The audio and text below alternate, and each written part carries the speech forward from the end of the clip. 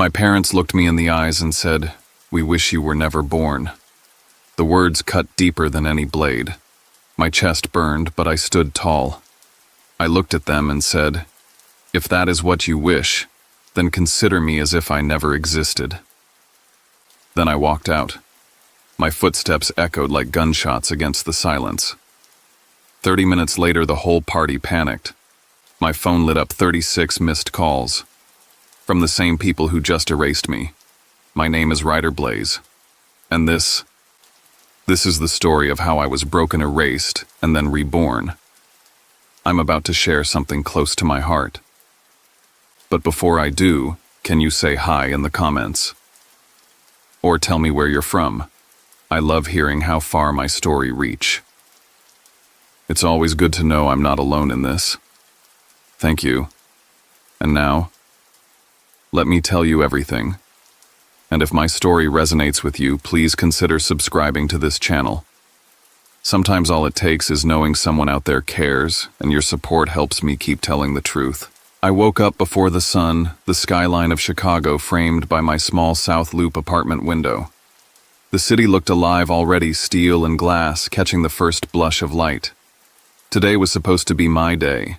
The day years of exhaustion, endless nights at the office, and relentless sacrifices finally meant something. I told myself not to think about money, not to think about the bills I paid that weren't mine, not to let anything ruin the glow of my MBA graduation. My phone buzzed before I even stepped into the shower. A text from Mom. "Remember, let Avery sit in the middle. Your guests can take the side table." 10 seconds later, Dad added, "Don't brag about that $1 million project. It sounds arrogant." I stood there staring at the screen, the steam filling the bathroom, my chest tightening. Even on my day, the center belonged to someone else. When I walked into the kitchen, Elliot was already there, leaning on the counter with 2 coffees. He had a grin on his face, that same unshakable grin he'd worn since high school. "This is your day, Ryder. Don't let anyone steal it." He handed me the cup. I forced a smile, but my stomach twisted. On campus, balloons swayed in the June air. Professors in dark robes shook hands. Families cheered, and my name was called. Professor Holt hugged me, whispering, "You are one of the sharpest minds I've taught. Don't forget that." At the reception, Colleen clapped me on the back, her voice carrying above the crowd. "You saved that deal when no one else could." Tonight, we drink to that. Their pride in me felt real, tangible. Yet when I checked my phone, it buzzed again. This time a notification from the restaurant the deposit had been adjusted. Additional 2 tables added per family request. I hadn't approved that. My card had been charged anyway. By late afternoon, I stood on the bridge overlooking the Chicago River, the water flashing green under the sun. I opened my leather journal and wrote, "I don't want to be used anymore. I want to be seen." I snapped the cover shut as my phone vibrated once more. This time it was Avery. "We need to talk tonight. It's important." Back home, I checked the seating chart the restaurant had sent.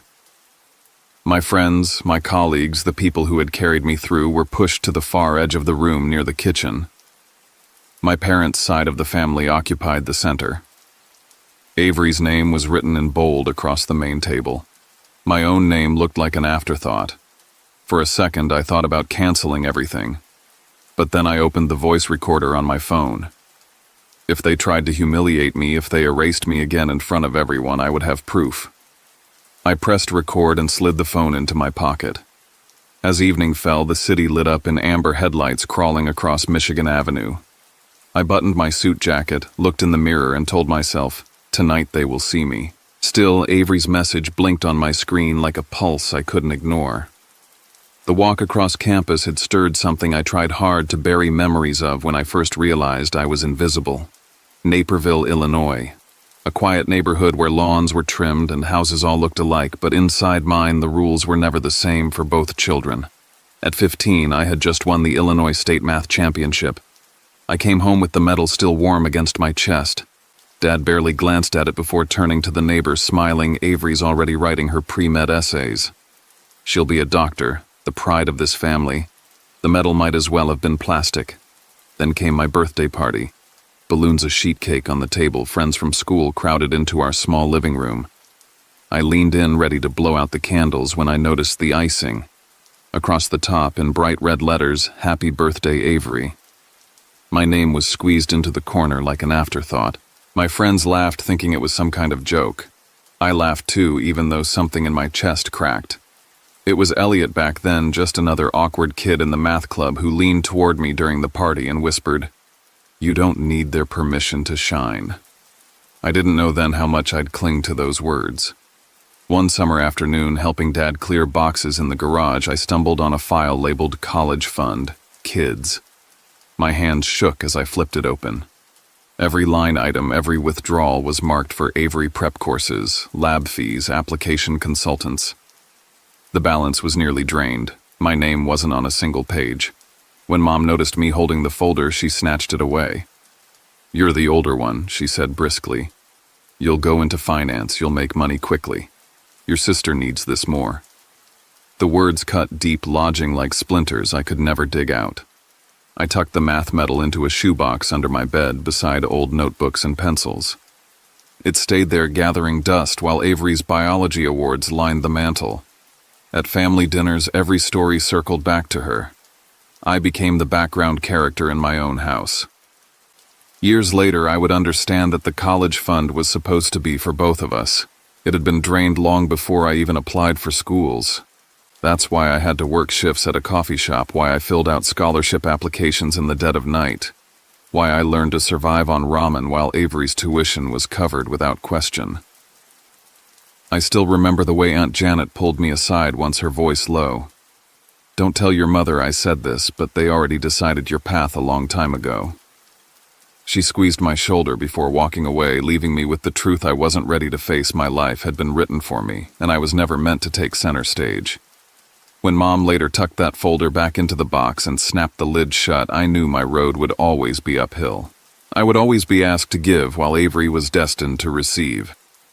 I chose economics because it was practical and fast.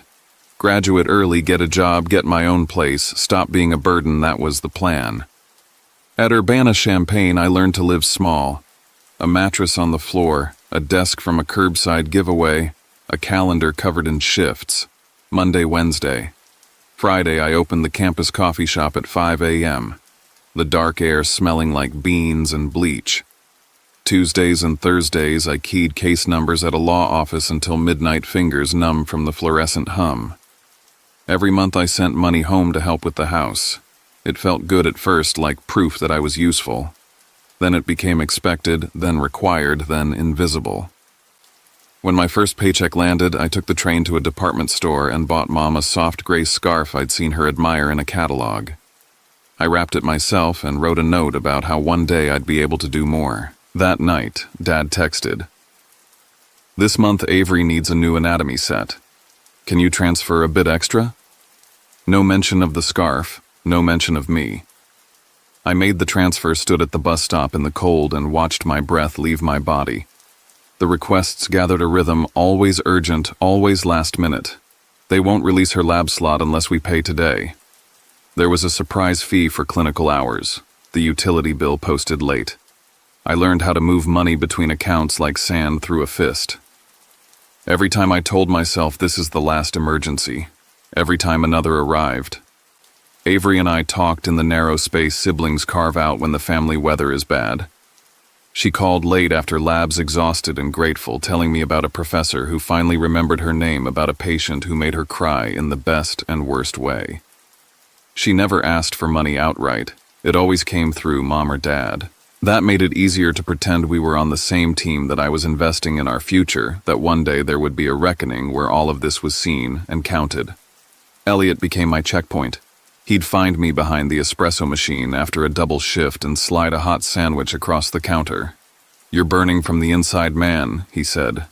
I told him I was fine. I said it so often it sounded true. Later, in my quiet room, the floor heater ticking, I opened a blank spreadsheet and typed a title I didn't want to see: Ledger. Family. I started listing every transfer, every bill I covered, every time I bailed out a deadline someone else missed. The numbers lined up like a confession. I kept the files synced to my phone, a secret bookkeeping of love that nobody else wanted to balance. The summer before my senior year, the calls turned into alarms. The first tuition loan for Avery's next term hit a snag hours before the cutoff. Mom's voice shook on the line. They need a guarantor for just a few weeks until Dad's paperwork clears. It's nothing. I signed the guarantee from a library computer, heart-hammering, telling myself it was temporary. A few months later, a bank representative called to confirm the extension of the guarantee on a restructured loan my name featured in bold. I stared at the ceiling after the call, the fan blades blurring. We had agreed it would be temporary. We had promised it would be removed. That evening, Avery texted, "I thought they took your name off." I'm sorry. I believed her. I didn't want a villain. I wanted a family that kept its word. I graduated, found a junior analyst job in Chicago, moved into an apartment barely big enough to turn around in, and learned how to breathe again. The city gave me edges I could lean on. I worked, I rose, I made myself useful in rooms that noticed. The money home continued. It always did. When the company promoted me into strategy, and I finally saw a path up, I called home to share the good news. Mom asked about Avery's board prep. Dad asked when I could front the exam fees, and we'll settle later. Later never came. The scarf I bought for Mom showed up in a family photo on the mantle behind Avery at Thanksgiving, not on Mom's shoulders, but tucked under a crystal vase, a prop, a piece of set dressing. I looked for meaning where there wasn't any. It's just a scarf, I told myself. It's just money. It's just the role you play until they realize you're more than the role. By the time I applied to the MBA program, I had learned the language of crisis. I negotiated vendor contracts by day and negotiated with my own blood by night. When I got in, I paid the deposit with a laugh that sounded like a cough. I packed my life into 3 boxes, told myself the degree would change the math, and moved to the South Loop. Years later, on the morning of commencement, Mom sent a calendar invitation called Pre-Dinner Planning. It slid onto my screen with the cold efficiency of office software. When I opened it, the seating plan was already decided, the main table centered for Avery and the maternal side the overflow table designated for my colleagues near the service hall. "We've arranged a seat of honor for your sister," Mom wrote, as if I had asked. I stared at the invitation, then at the ledger, family file glowing in my dock. For a long minute, I did nothing. Then I closed the laptop and tied my tie. If they pushed me to the edges again tonight, I needed to know what I would do when I finally ran out of edges. The restaurant in the Loop looked like a postcard from a life I thought I wanted, warm light, low jazz crystal stemware that caught the room's breath. Elliot walked beside me, bumping my shoulder on purpose, the way he does when he senses I'm drifting. Profa. Holt arrived in a navy dress and hugged me with both arms. Colleen waved from the bar, her grin bright enough to clear a path. For a brief second, the evening felt clean. Then my parents appeared with the practiced smile of hosts who know the script. They hugged me softly and pivoted hard, sweeping Avery forward like a centerpiece. "This is our Avery," Mom said to Professor Holt. "She saves lives."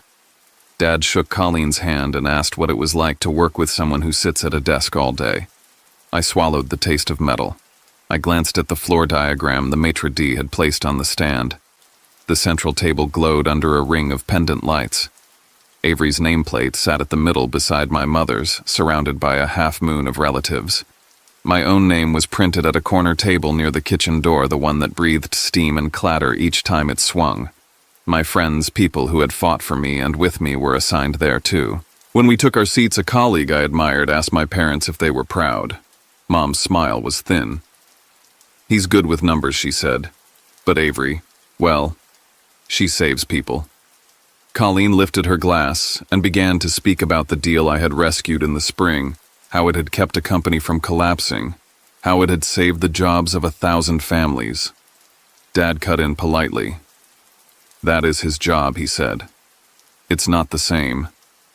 The table absorbed the judgment like a spill. I kept breathing. I told myself to remember the river, the journal, the promise I made to myself hours earlier. Elliot pressed his hand to my shoulder under the table. "Not your fault," he whispered. Behind us, an aunt I barely knew murmured to her husband, "Ryder has money, but no soul." I didn't turn around. I fixed my eyes on the candle and watched the flame tremble. On my way back from the restroom, I passed Avery, who was turned slightly away from the room, speaking to a friend from her residency. Her voice was hushed and hoarse. If Ryder hadn't paid, she said, I would have crashed a long time ago. But they'll never say that out loud. The truth sat between us like a third person. She saw me flinched and looked down. I nodded and kept walking. I wanted to tell her I understood. I wanted to tell her that understanding didn't make the weight any lighter. Back at the table, my phone buzzed. A coworker had tagged me in a story. I tapped it open and saw the glowing center table, the caption reading, "The doctor's family is the star tonight." The camera panned across faces I knew from childhood and cut away just before it reached mine. I watched it twice. The second time hurt more. An email banner rose along the top of my screen from the restaurant updated invoice. I opened it without thinking. The total stared at me, my card on file, my name in the line that mattered. I scrolled to the note section. "Thank you for hosting this celebration," it read. "Congratulations to Avery." My parents' laughter floated across the room as they told a cousin that they had put this evening together for our Avery, who makes us proud.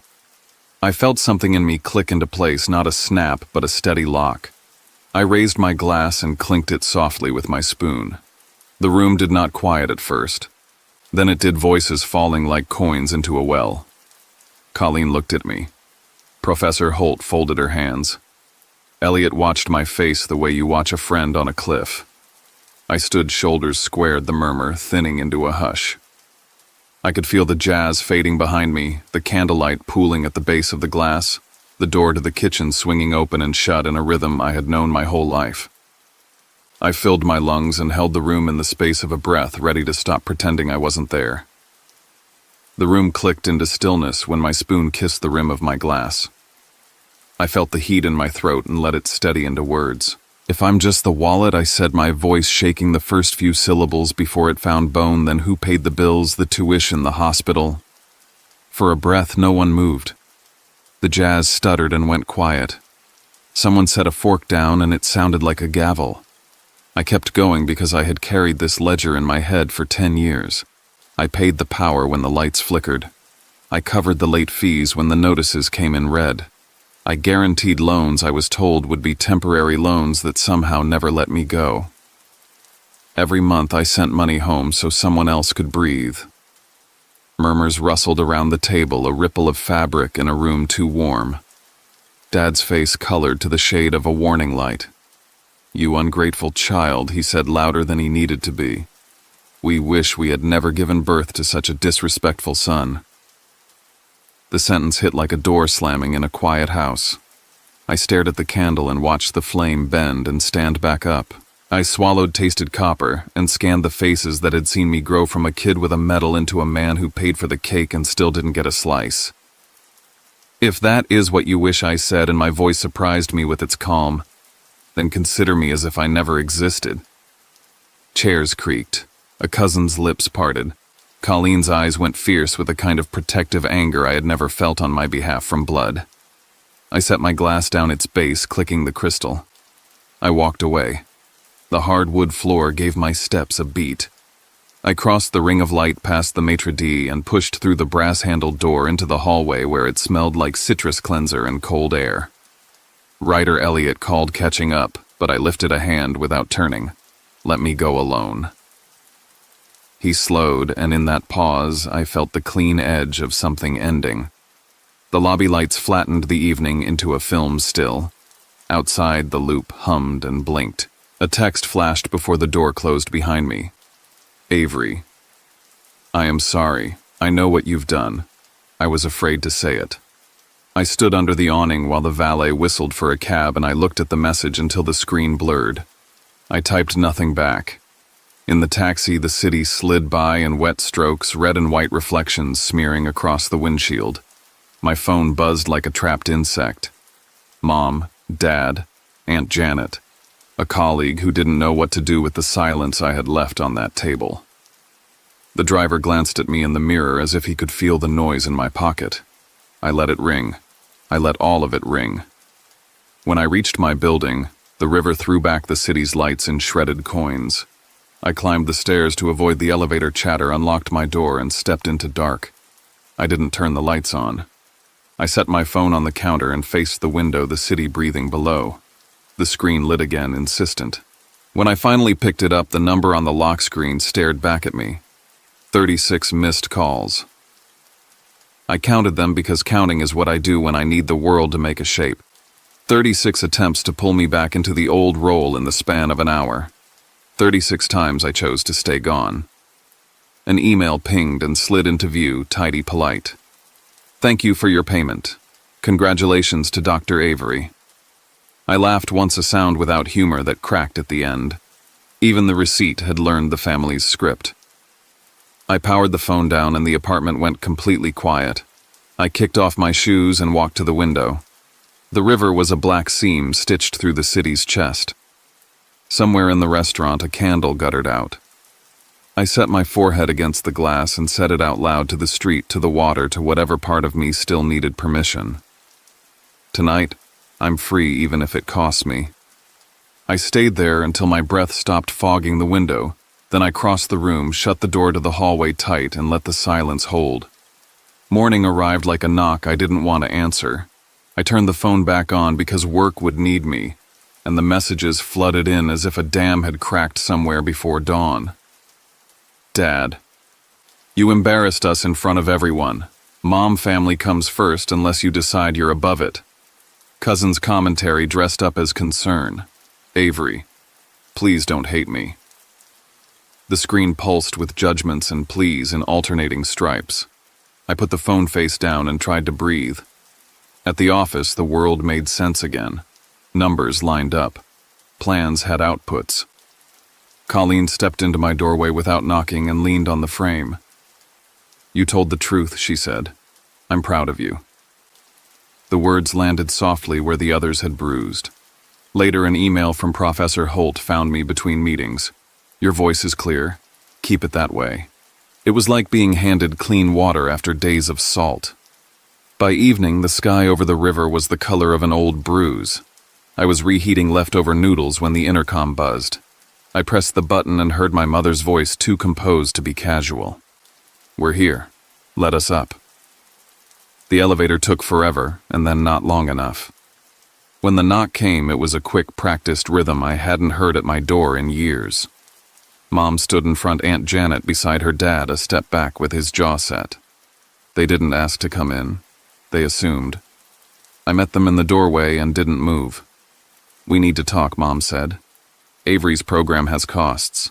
It's your responsibility as the son to help your sister. The word responsibility hung there like a looped rope. My responsibility ended, I said, when you told me I didn't deserve to exist. The air thinned. Aunt Janet's eyes dropped to the hallway carpet. Dad's gaze burned past me into the apartment as if he could appraise square footage and turn it into moral debt. Avery's name lit my phone on the console before anyone answered. She was video calling. I held the screen up and her face filled it, red eyes, hospital corridor behind her, fluorescent lights flattening everything.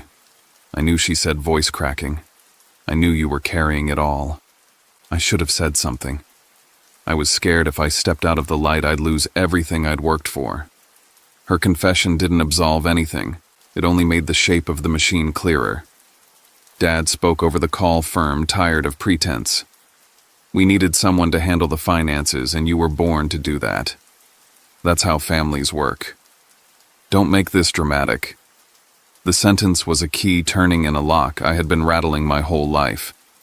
I put the phone down, let Avery's image hover face up on the table, and reached for the binder I had tucked on the shelf by the door. I had printed the ledger, family file, the week I was accepted into the MBA program, maybe because a thing on paper feels harder to deny. I opened it to the first page and handed it to Mom. This is 10 years, I said. Rent when you were short. Medicine when insurance fought you. Winter gas bills. Late fees. 2 rounds of tuition loans I guaranteed and was told would be temporary. You don't have to thank me, but you don't get to pretend it didn't happen. They turned pages in silence. The hallway hummed with other people's dinners and televisions. Finally, Mom handed the binder back like it was contaminated. That's what an eldest son does, she said, crisp and chilly. It isn't a favor. It's duty. I could feel the anger rise and pass the way a fever breaks. No, I said. It was love. And you kept calling it duty so you wouldn't have to love me back. I stepped into the doorway, making the space smaller. From now on, you will figure it out without me. I am not the family's wallet anymore. Aunt Janet's mouth trembled like she might speak, but she didn't. Dad squared his shoulders, the old posture of final authority, but there was nothing left to command. The elevator chimed at the end of the hall. Somewhere a dog barked twice and went quiet. Mom started to say my name the way she did when I was 8 and late for dinner. I nodded once, not at her, but at the past. I hope you find a way, I said. I hope Avery finds her own balance and her own voice. But I am done. I eased the door inward until the frame touched their shoes. Take care of yourselves. I closed the door. The latch caught small and decisive. For a moment I stood with my palm flat to the wood, feeling the vibration of the hallway on the other side. Knuckles hit the door in a rapid burst. The old list of names returned through the barrier, selfish, ungrateful, dramatic like ghosts, who hadn't learned there was no house left to haunt. I slid down until I was sitting my back to the world I'd just sealed off. Tears came without heat, not anger, but evacuation. I let them. My breath grew slow again. The knocking thinned, then faded, then moved down the hall, their voices dissolving into elevator cables and the hum of the building. In the quiet, I could hear the river low and constant, the city's pulse that didn't care about our family's scripts. I stood, wiped my face with the sleeve of my sweatshirt, and looked around the little room that had held me through late nights and early mornings. The scarf under the vase in the old photo flickered across my mind and then drifted away for good. I powered the phone down once more and set it on the table beside the closed binder. I didn't have to prove anything anymore. The door behind me was just wood and paint and hinges, but it felt like a line drawn in wet concrete. On my side of it, air. On my side of it, room enough to live. After closing the door on my parents that night, I buried myself in work. I arrived early, stayed late, volunteered for projects that scared other people off. My mind was raw from the confrontation, but I poured every sharp edge into strategy decks and negotiations. Within months, I was leading a multinational project that had been teetering on collapse. Colleen introduced me in meetings as if I were already a partner. My colleagues began to look at me differently, not as the quiet analyst who stayed late, but as someone who carried momentum into the room. One morning, as the first sun touched the loop, I opened an email from Professor Holt. She had heard of the deal I'd steered to safety. Her words were simple. You are living proof that intelligence and grit don't need outside permission to matter.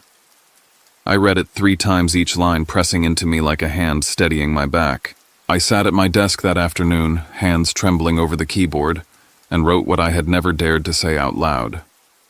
On LinkedIn, under an anonymous profile, I described what it meant to be the invisible child, to be the wallet for a family that never once said thank you, to be told I wasn't worth the space I took up on my own graduation night. I didn't name them. I didn't need to. I ended with one line that came from the marrow of my bones. Silence and success are the sweetest revenge. I hit post and shut the laptop, convinced nothing would come of it. By evening, the numbers had gone feral. Thousands of shares, hundreds of comments. Strangers confessed their own scars. I was the invisible one, too. You put into words what I've carried for years.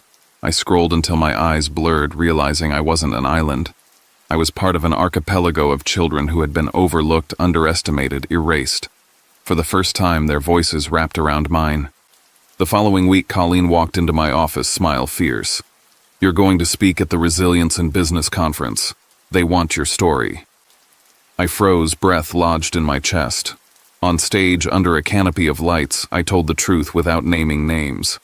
I spoke about resilience, about carrying a weight no one else acknowledged, about finding freedom when you stop waiting for permission to exist. The applause rose like a wave and broke over me. I walked off stage lighter than I had in years. I moved into a new apartment that fall. A penthouse floor-to-ceiling glass with Lake Michigan stretching endless outside my window. The first night, Elliot and Colleen stood with me on the balcony. We raised glasses of cheap champagne, laughing at the absurdity of the view. Family, Elliot said, clinking his glass against mine. I nodded, throat tight. It wasn't blood. It was better. News of my success spread quickly. Old neighbors whispered to my parents. Cousins forwarded articles. The emails started to arrive. At first they scolded, "You've abandoned us. You only care about yourself."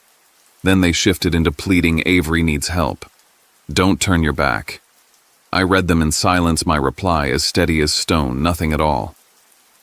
Late one night, Avery's name lit my screen. Her message was a confession folded into regret. "I'm sorry. I knew how much you carried. I just wasn't brave enough to say it. I hope someday you can forgive me." I let the phone rest in my palm, then set it face down. Some words can't fix what years have carved. I stood at the window, Chicago glowing beneath me, the lake breathing its dark rhythm. "Now I live for myself," I whispered to the glass, "and nothing can drag me back." The city answered with silence, and for once, silence felt like love. By summer, I decided to host a dinner in my penthouse. No formal seating charts, no relatives competing for the center. Just pizza boxes on the marble counter, bottles of wine breathing open on the table, and the people who had chosen me. Elliot sprawled on the sofa, telling stories of our high school math club days. Colleen leaned back in her chair, eyes crinkling as she laughed. Professor Holt raised her glass, her voice steady.